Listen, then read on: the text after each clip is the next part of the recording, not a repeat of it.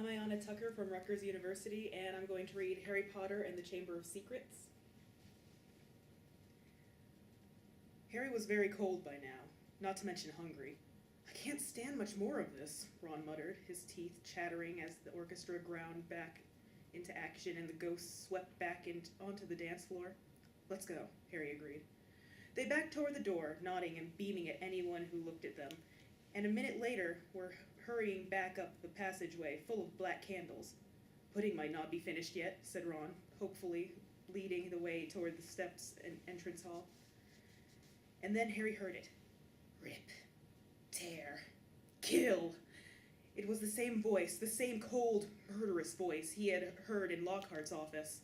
He stumbled to a halt, clutching at the stone wall, listening with all his might, looking around, squinting up and down the dimly lit passageway. Harry, what are you... It's the voice again. Shut up a minute. So hungry. For so long. Listen, said Harry urgently, and Ron and Hermione froze, watching him. Kill.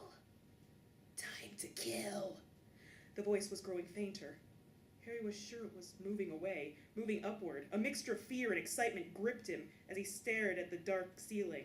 How could it be moving upward? Was it a phantom to whom stone ceilings didn't matter? This way, he shouted, and he began to run up the stairs, into the entrance hall. It was no good hoping to hear anything here. The babble of talk from the Halloween feast was echoing out of the great hall. Harry sprinted up the marble staircase to the first floor, Ron and Hermione clattering behind him. Harry, what are we... Shh! Harry strained his ears. Distantly, from the floor above, and growing fainter still, he heard the voice. I smell blood. I smell blood! His stomach lurched. It's going to kill someone! He shouted, and ignoring Ron and Hermione's bewildered faces, he ran up the next flight of steps, 3 at a time, trying to listen over his own pounding footsteps. Harry hurtled around the whole of the second floor, Ron and Hermione panting behind him, not stopping until they turned a corner into the last deserted passage.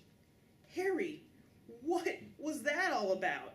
Said Ron, wiping sweat off his face. I couldn't hear anything. But Hermione gave a sudden gasp, pointing down the corridor. Look! Something was shining on the wall ahead. They approached slowly, squinting through the darkness. Foot-high words had been daubed on the wall between 2 windows, shimmering in the light cast by the flaming torches. The Chamber of Secrets has been opened. Enemies of the air, beware.